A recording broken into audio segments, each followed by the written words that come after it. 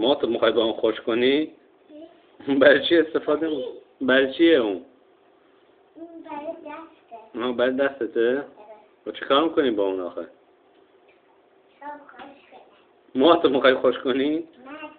نه دست تو سرتقی تو دیگه. دست تو با وارش چیکار کنه آخه؟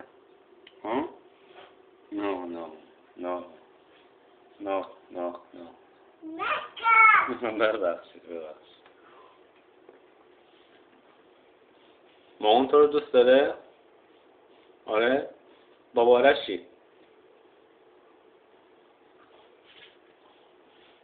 بله. الیسا برو تو آب دیگه، الان گرمت میشه بابا. نه تو میگم برو تو آب، الان گرمت میشه.